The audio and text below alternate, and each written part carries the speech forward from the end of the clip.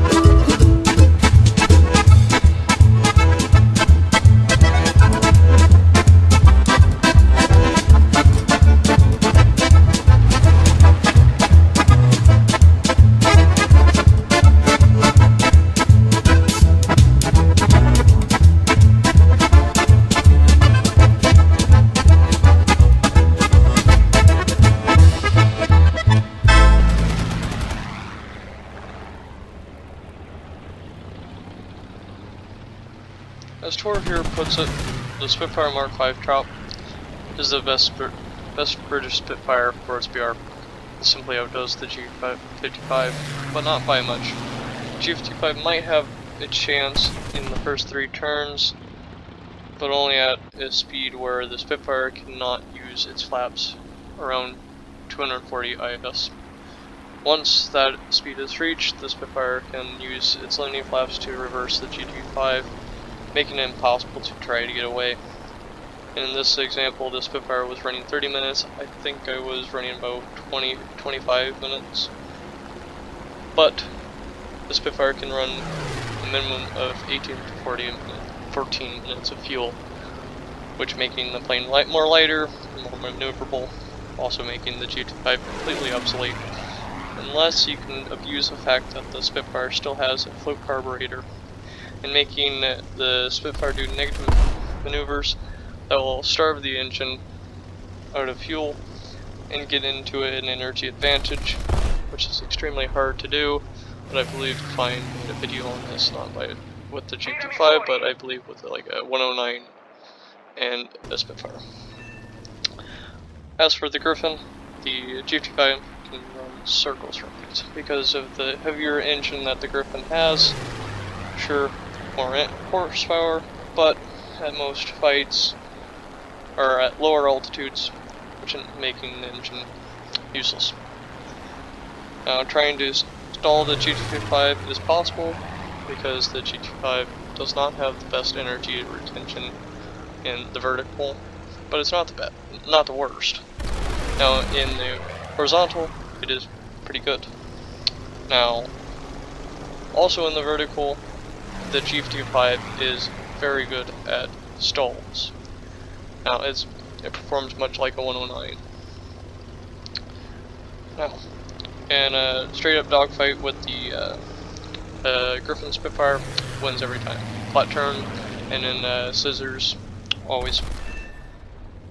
Now, both the Spitfires can outclimb the G55, which is why side climbing is necessary. At altitudes, the Griffin Spitfire will outperform the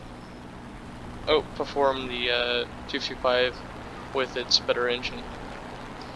All in all, the G55 sottoserie 0 is a much better dogfighter at 5 to 6.0 against the Spitfire and most other planes. Now it's time to fight some 6.0s. First customer, I-225, big no-no. Going right up in the vertical, just stalling himself out, making him an easy target.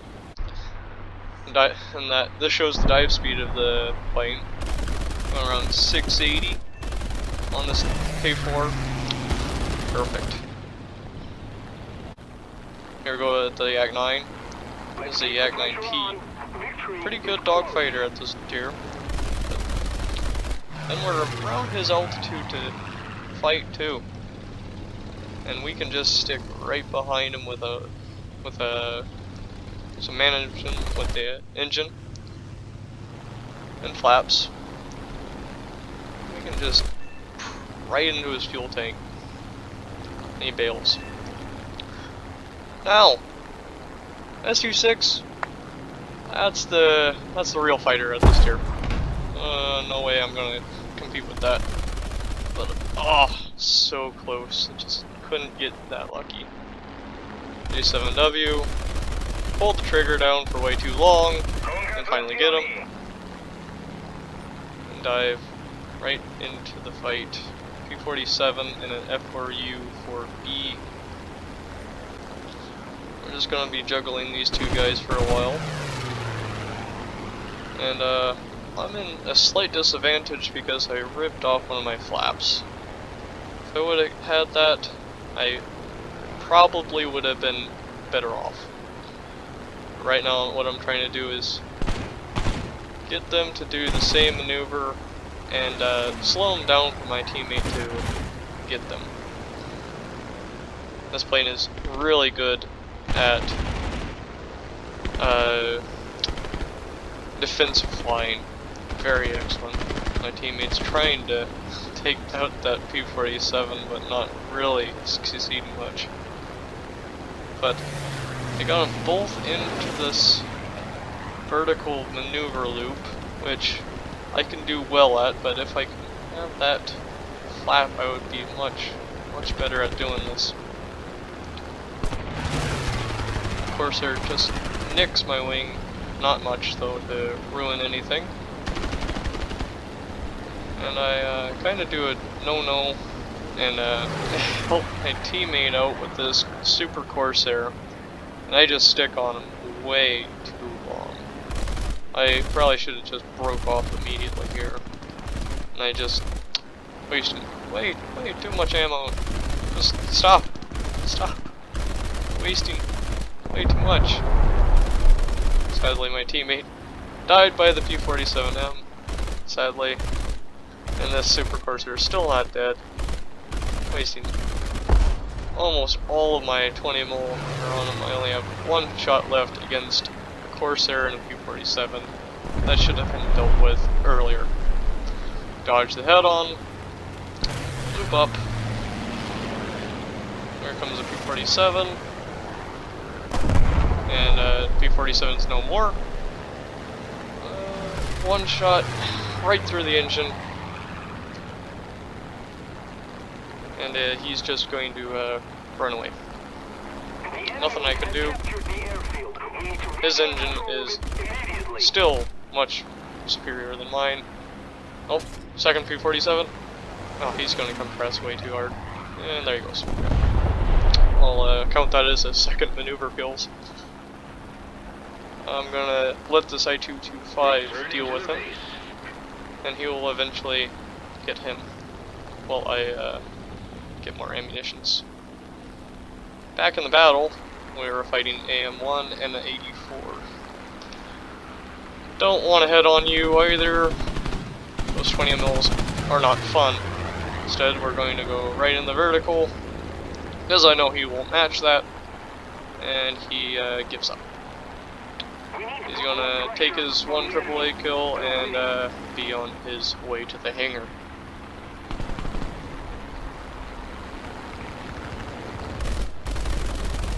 There you go. Now you know how to aim. Now I should have turned back way sooner than I did here, but I don't think I would have saved the 225 anyways.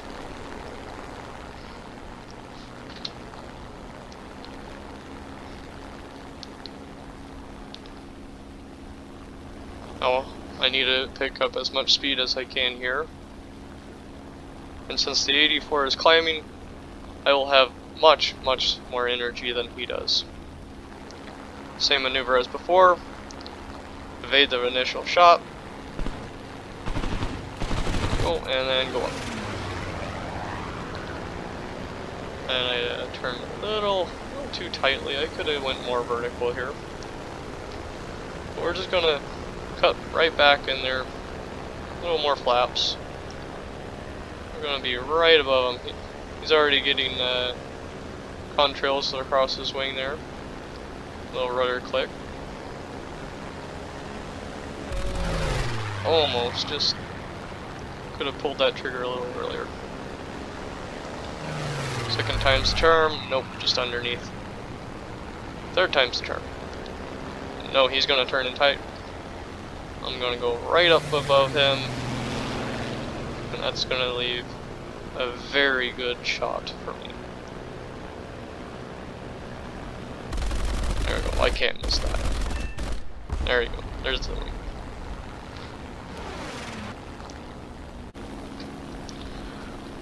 Now we're facing the Germans. A whole bunch of angry Germans. A TA-152C and two Do-335s. Now, I want to deal with the TA first because he's the more maneuverable of the two. Commencing attack. Engaging the enemy.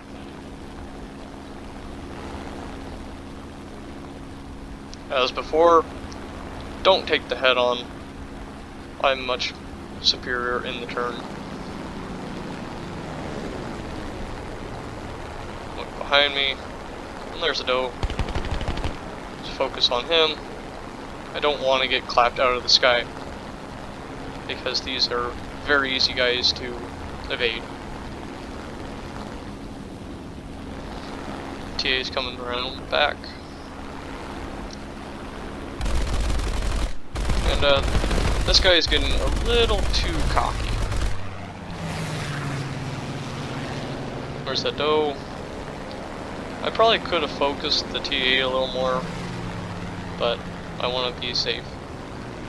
So fade that guy. He's not going to match it. Focus back on the TA, and he's on my 6, so just keep pulling this turn, because he's not going to match me at all. Nope. Turn right back in, and he is in front of my guns. And he's already so slow, I can just stick right behind him. No, I probably should be more worried about the does behind me. But if I can kill this guy faster, there he goes. And right there on my 6 is a doe. Just get outside of his guns, because his rudder is terrible, and he's already in front of me. I can just gnaw off his entire right side of his plane. There's this second doe near. There he is. And this guy is cooking along very fastly. Just same maneuver, get outside of his guns, and he's blown right by me. Now, if my aim didn't suck so much, I could have got him there. But he's going right back up into my friendlies. There's a Ki-87. He should be able to get this, right? Right. Yeah. No? No, okay. So, Ki-87's diving, so's the Dornier. My time to shine. Maybe I can get a nice shot here. Lucky shot. Just a hit. Ignoring the doe because he's just gonna outrun me. And there's I-225. Very, very juicy, but he decides he wants to head on. And I'm not about to head on life. No sir. I have way more advantages than you have, and I am not one to blow them. Spitfire misses their first attack, and right on his 6. And there goes his left wing. Looking for the doe. He is turning back towards me. Make sure he's not going head on for me. He's not. So I turn in. And we get a lucky pilot snipe with the 50 cals. Now, both the team enemy is at their base. So I'm going to go. Whoa. Oh. It's not War Thunder without team kills. Because remember, your teammates are just the enemy in blue. Anyways, I had so much fun doing this. It was... I'm not even mad at that point. I think this might have been my second battle. It was so much fun. And I hope you liked this video. Sorry I haven't posted in a long time, and this video is probably 2 years past due. This Ki-87, he's the last player alive against 2 enemies at their airfield. Leave in the comments if he wins or not. Until then, I'll see you around next time.